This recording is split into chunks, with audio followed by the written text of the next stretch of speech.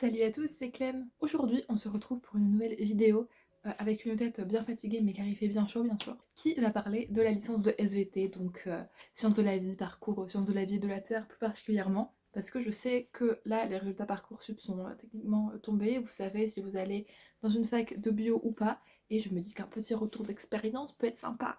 Et aussi quelques petits conseils plus généraux sur la vie en fac et tout. Voilà. J'avais déjà fait 2 vidéos à ce sujet, donc que je vous mettrai dans le petit i. Une à la fin de ma première année de licence et la deuxième à la fin de ma deuxième année de licence. Si vous voulez voir mes réactions un peu plus à chaud et un peu plus le détail des matières de ces années-là, voilà, ça peut être intéressant. Mais là, du coup, j'ai fini ma licence et je peux vous donner un avis sur la licence SVT en général. C'est parti. Je me suis carrément fait une feuille de notes pour pas que j'oublie de dire des trucs parce que c'est important. Je vais certainement en oublier en vrai et c'est bien triste, donc vous pouvez me poser vos questions en commentaire ou quoi, ou bien même sur Insta. J'ai encore des gens qui, des années après, enfin 2 ans après, 3 ans après, m'envoient des messages concernant ma vidéo sur la L1 de SVT, donc il n'y a pas de souci, moi j'y réponds, ça me fait très plaisir. Donc tout d'abord, il faut savoir que ce que je veux dire, c'est mon expérience à moi, Clémence, qui a fait mes études à la faculté Jean Perrin à Lens, que je vous recommande d'ailleurs, elle est très bien. Voilà, mais bon, bref. Et du coup, je vais commencer par une petite introduction pour parler des termes qui sont utilisés à la fac. Alors perso, j'ai fait un bac S, donc je sais que c'est plus ça maintenant, mais voilà, j'ai toujours bien réussi. Et puis bam, ce fut la fac et un autre mode de travail forcément que le lycée. On a les cours magistraux, donc les CM, qui sont juste des cours. Le prof parle tout seul, toi tu écris, préférentiellement à l'ordinateur, je l'avoue. Donc voilà, ensuite on a les TD qui sont les travaux dirigés. Alors là, le prof peut faire cours pendant ces heures-là, mais à la base c'est plutôt pour faire des exercices, pour retravailler un peu le cours différemment. Voilà, des séances un peu avec ta classe seulement et pas avec toute la promo. On a les TP, donc les travaux pratiques, ça change pas. L'année est divisée en semestres et non pas en trimestres. Donc le premier semestre va de septembre à décembre et le second semestre va de janvier à disons mai à peu près. Ça peut être avril, ça peut être juin, ça peut être plus tard, je ne sais pas. Les partiels, c'est les examens finaux à la fin de chaque semestre et il peut aussi y avoir des semi-partiels en plein milieu du semestre pour faire un petit contrôle continu. Donc c'est là où tout se joue, tout ton semestre se joue là-dessus. Et il peut aussi y avoir des cols, particulièrement en TP. C'est des petites interros sur pas beaucoup de points, du coup en début de TP, soit sur le protocole ou bien soit sur le cours. Aussi pour vous rassurer, en L1, il y a 2 pré-rentrées, donc pour que vous soyez un petit peu habitué à l'environnement, à l'établissement surtout. Et au début ça va tout doux. Les profs savent que vous arrivez du lycée et que vous débarquez à la fac, donc ils vont pas commencer par un rythme super effréné. Et pour tout vous dire, à Jean Perrin, le semestre 1 était commun avec aussi les physiques chimie, les maths info, etc. Du coup c'était très général et ça fait vraiment une continuité du lycée. Alors certes c'est un peu plus chaud mais franchement rien d'insurmontable. Et on a toujours une variété de matières importante donc franchement ça va. Transition toute trouvée pour parler de la L1. Alors je vais pas détailler exactement les matières ni ce qu'on y fait vraiment, même si j'ai un peu survolé parce que c'est quand même intéressant de savoir quels seront les contenus de vos cours. Donc comme je l'ai dit, la licence 1 elle est assez généraliste et surtout le premier semestre qui a pour but de remettre tout le monde au même niveau parce qu'il y a des gens qui viennent de bac S enseignement pour moi ou de bac techno ou de bac pro, donc il faut que tout le monde soit sur un même pied d'égalité. Comme je l'ai dit, chez nous c'était en commun avec d'autres filières. Et ensuite c'est là que le S2, donc le semestre 2 commence à devenir beaucoup plus intéressant parce que on travaille un peu plus la biologie, alors que genre les maths info ils partent en maths et info, let's go. Donc c'est sûr que c'est un peu moins des cours du lycée dès le semestre 2, mais c'est normal en même temps on a la fac. Un petit exemple de matière que j'avais de la biochimie, donc tout est dans le titre, c'est de la chimie. On avait pas mal de physiologie humaine, surtout en L1 et en L3 en soi. On avait aussi un TP de dissection, donc attention, je sais que beaucoup de facs le font, c'est le TP dissection de la souris. Et sachez que si vous poursuivez en SVT, vous allez être amené à disséquer d'autres animaux.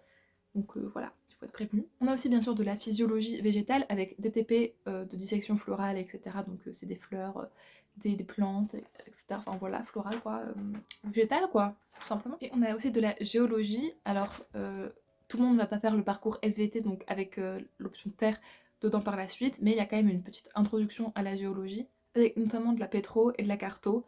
Donc au pétro, c'est voir les minéraux des roches, et de la carto, c'est la cartographie, donc étudier une carte et les structures sous-jacentes. On a bien sûr de l'anglais, mais l'anglais à la fac en licence est pour moi pas très poussé du tout, et pas des plus scientifiques, enfin, ça m'a pas transcendé quoi. Et on avait aussi un projet scientifique accompagné, donc il y a pour but un petit peu de savoir pour ton orientation, tout ça, mais ça, je suppose que c'est assez propre à la fac. Au niveau de la quantité de travail pour la première année, franchement, n'ayez pas peur, vraiment. Je sais que les gens ont tendance à faire peur, ou à être trop laxiste, c'est un peu les deux. Alors certes, c'est pas de tout repos, les horaires, c'est pas non plus la folie. Moi j'ai cru que ça allait être le repos total, mais non. Sachant qu'au début du semestre, on a une densité de cours assez importante, mais qu'au fur et à mesure du semestre, les programmes se terminent, pardon, donc on n'a plus les cours magistraux, donc forcément ça allège un petit peu l'emploi du temps, mais il faut réviser. Donc franchement, si vous travaillez assez régulièrement, par exemple dès le début de l'année, commencez à refaire bien vos cours, à les relire si vous pouvez, franchement ça va aller quoi. Mais il faut savoir que quand même la quantité de travail augmente progressivement au fur et à mesure des semestres, c'est logique, surtout par rapport au semestre 1 qui est assez général, puis le 2 où on rentre vraiment dans le système de la fac. Du coup, c'est trop bien, vous avez validé votre L1 parce que vous êtes trop fort et que vous suivez mon conseil de commencer à travailler tout de suite. Et du coup, c'est la L2. Et la L2, chez nous, c'était le choix du parcours. Donc ça s'est passé au semestre 4, donc il y a le semestre 3 juste avant, je vais revenir juste après. Donc à la faculté Jean Perrin, on avait 3 parcours. Donc le parcours SVT, sciences de la vie et de la terre, où on avait du coup pas mal de géologie, en plus des matières de sciences de la vie classiques. Il y avait le parcours BB, donc biologie, biochimie, plus axé sur la biochimie du coup, avec pas mal de TP, de manipulation, type... alors je sais pas exactement ce qu'ils faisaient, mais genre des réactions enzymatiques, des cultures cellulaires peut-être aussi, je ne sais pas. Et on avait le parcours SVE, donc sciences de la vie et l'environnement, où il y avait un petit peu de géologie et un petit peu de biochimie, donc c'était un peu un mélange des deux. Toujours accès environnement, d'où le nom du parcours, de la filière. Du coup, comme je le disais, avant ça, on a le semestre 3, qui est assez réputé pour être compliqué. Bon, surtout, c'est la rentrée, quoi, donc... Personnellement, j'ai trouvé qu'il demandait beaucoup de travail, mais encore une fois, ce n'est pas insurmontable si vous travaillez dès le début. C'est vraiment ce qu'il faut se mettre en tête, parce que bon, je sais que au final, beaucoup de gens arrivent genre 2 semaines avant les partiels, et seulement là, ils se mettent à travailler, ou encore pire, la veille au soir, mais bon bref. Et franchement, je vous conseille pas parce que déjà c'est très très anxiogène, mais en plus, vous n'allez pas vraiment retenir les trucs à long terme alors que c'est quand même le but quoi. Alors au niveau des matières, on avait encore de la biochimie, on avait de la physiologie végétale encore une fois, avec par exemple les métabolismes des plantes et aussi des petites classifs. On avait BPCE, ça c'est une matière un peu spéciale, c'est de la physiologie des cellules excitables, pour être tout à fait honnête. Donc on parle des potentiels d'action, tout ça. Mais je sais qu'à la fac c'était assez spécifique parce que notre prof elle voulait vraiment nous mettre à un level assez haut dans cette matière-là pour qu'on puisse être armé pour le futur. Et du coup je sais que c'était plus que le niveau L2 attendu, mais en tout cas sachez que ça existe. Et c'était pas une matière facile, genre beaucoup de gens ne l'aimaient pas trop, la comprenaient pas trop, mais avec le recul en fait elle est quand même assez nécessaire pour comprendre les unités d'après de physiologie quoi.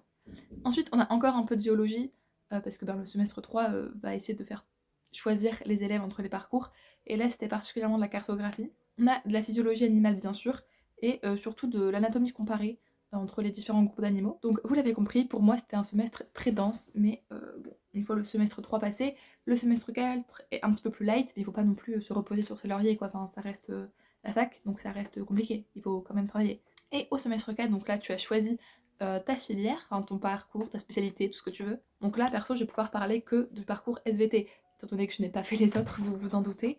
Même si j'ai eu quelques échos, je ne sais pas exactement ce qui s'y fait. Et de toute façon, là, c'est sur la licence SVT. Donc, venez pas me saouler.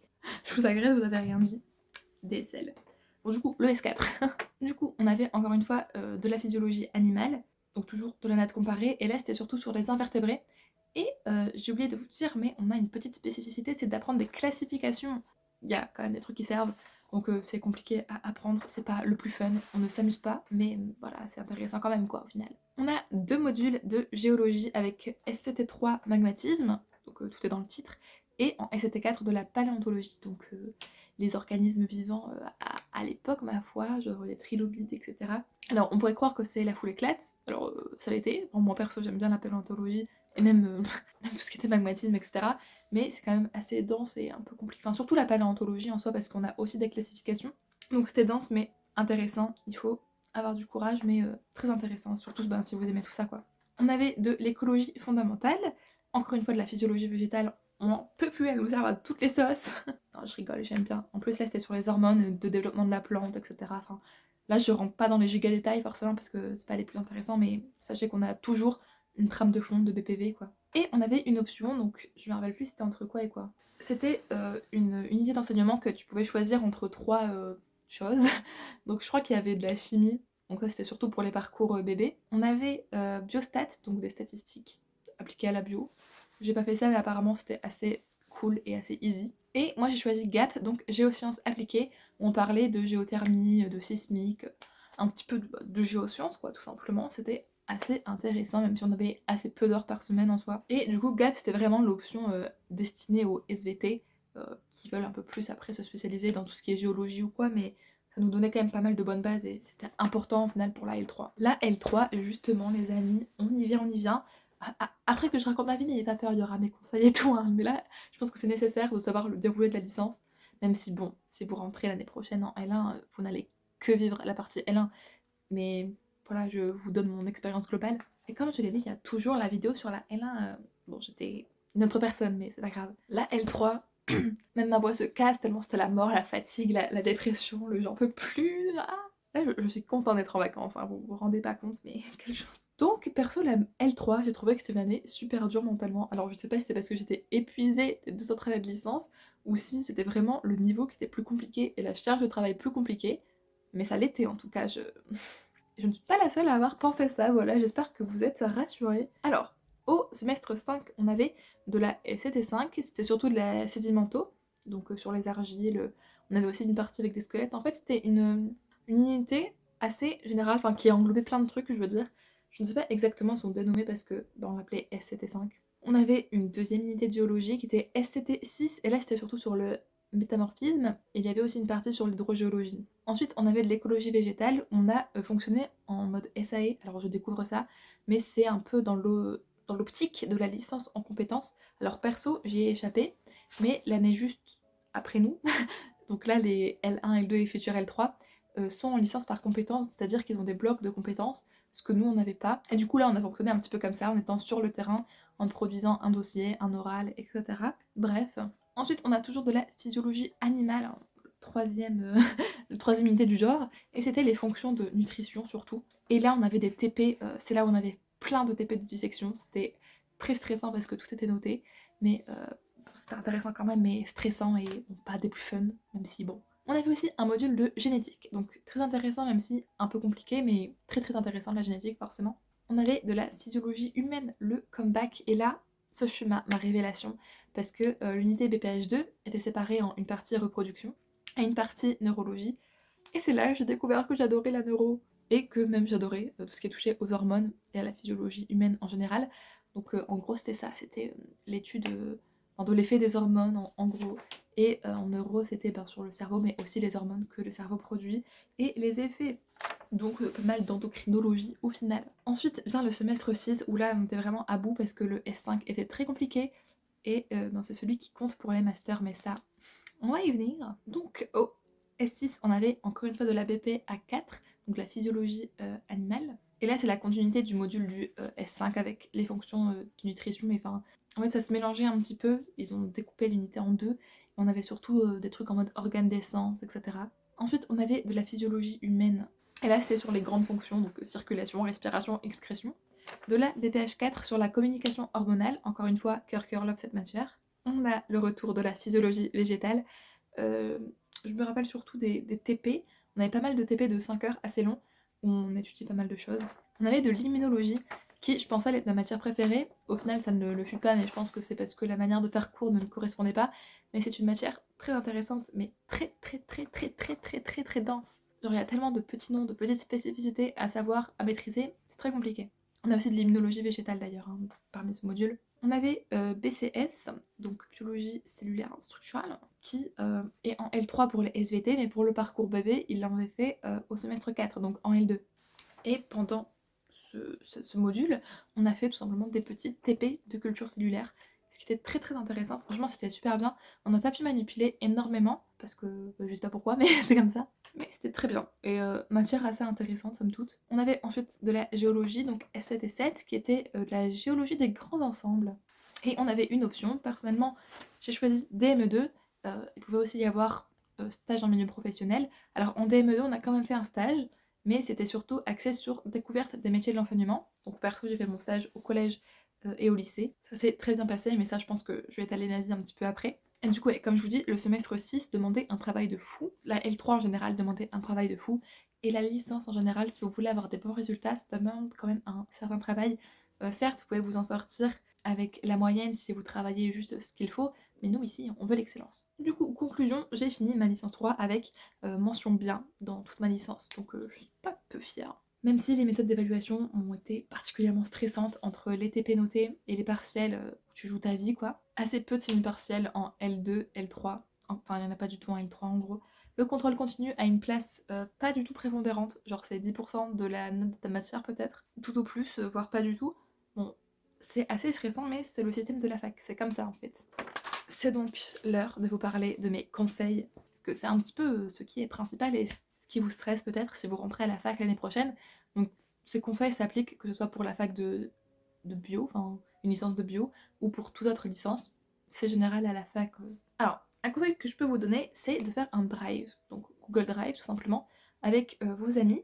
Donc si vous n'avez pas d'amis quand vous entrez en licence, ce n'est pas grave, ça peut arriver, mais vous allez très vite vous en faire, pour ça ne vous en faites pas. Ma chaîne n'est pas une chaîne de développement perso, mais ça va aller. Mais faire un drive avec vos amis ou vos potes dans votre classe, quoi, où vous mettez tous votre cours. Comme ça, ben, il y a souvent des trous dans les cours, tu vois, parce que tu peux pas tout entendre ce que le prof dit, tu peux pas tout écrire, alors que là, ben, vous pouvez vous combler vos manques mutuels. Par exemple, pendant qu'il y en a un qui fait un schéma, ben, l'autre, elle peut écrire tout le blabla autour du schéma, tu vois. Donc ça, c'est un peu banger. Ensuite, le conseil le plus important quand même, c'est de réviser dès le début.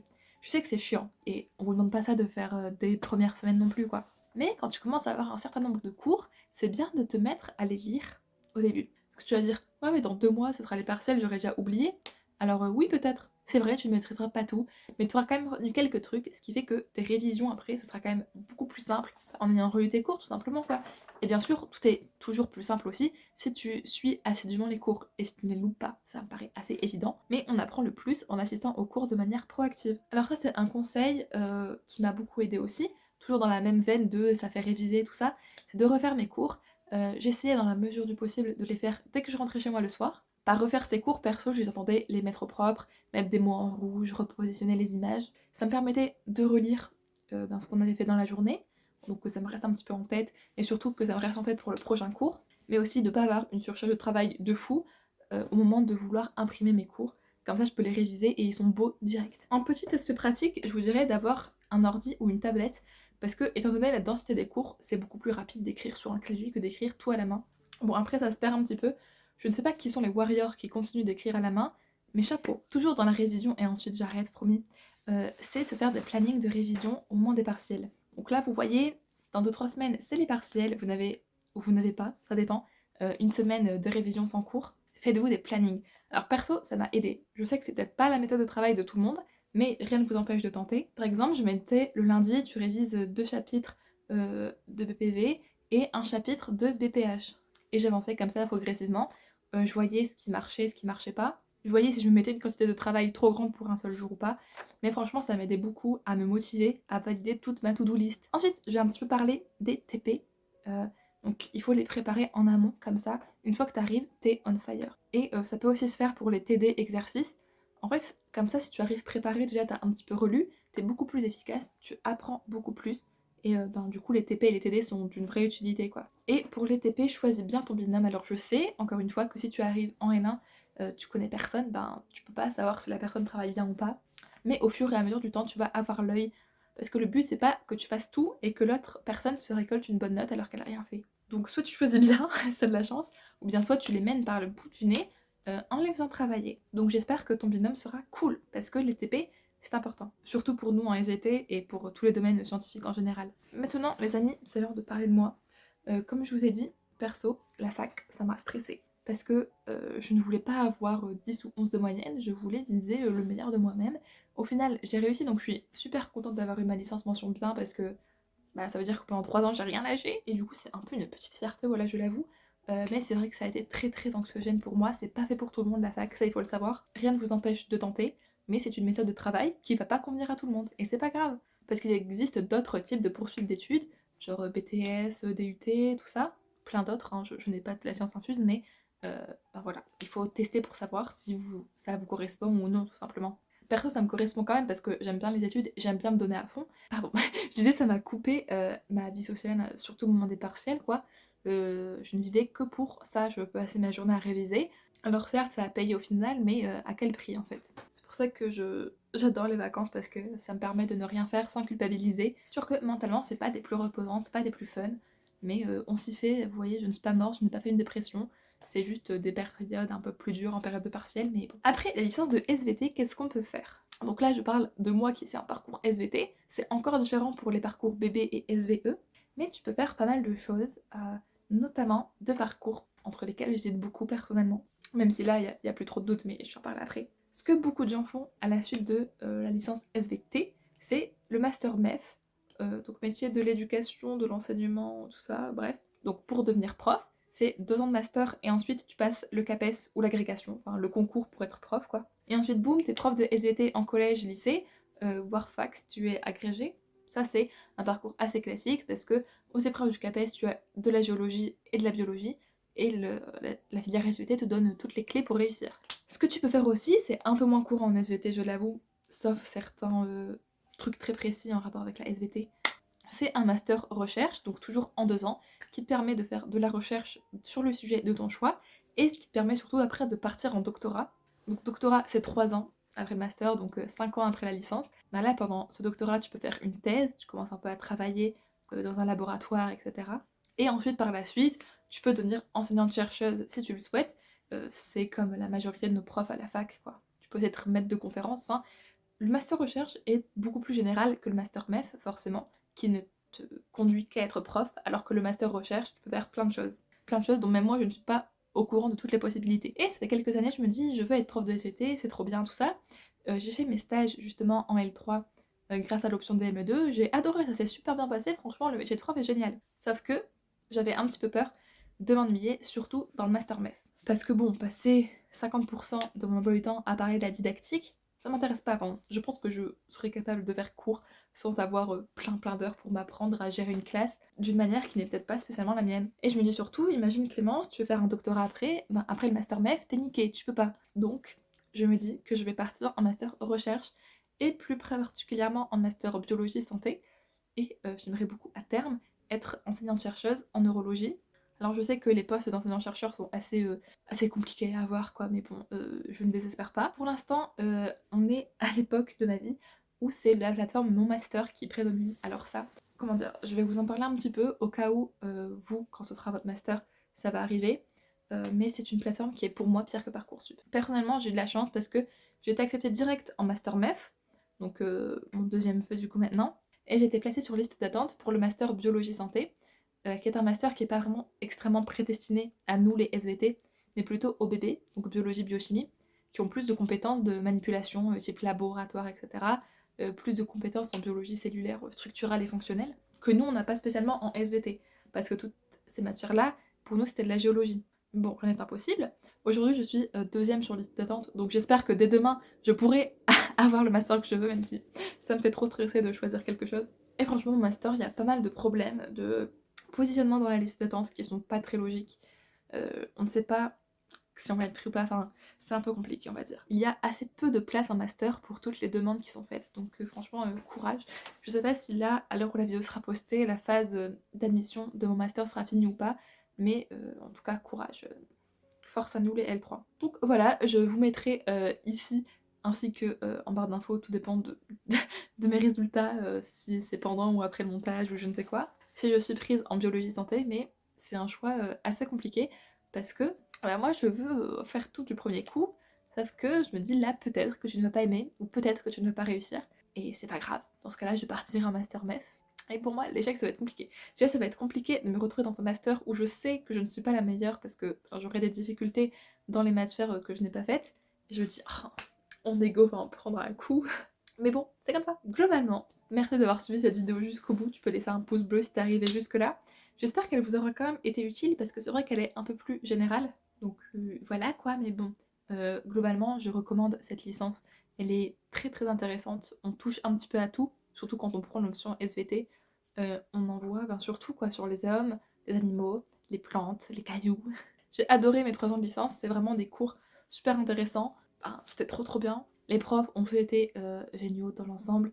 Enfin, j'ai appris plein de choses et c'est une licence vraiment très bien si vous voulez vous offrir un petit peu à une culture scientifique plus diverse et variée. Si vous êtes sûr de vouloir travailler dans la science mais vous ne savez pas dans quoi, c'est vrai que ça peut aider à vous diriger un petit peu plus au niveau orientation. Et ben, il n'y a pas de raison que vous n'aimiez pas, il n'y a pas de raison que vous n'arrivez pas si vous travaillez régulièrement.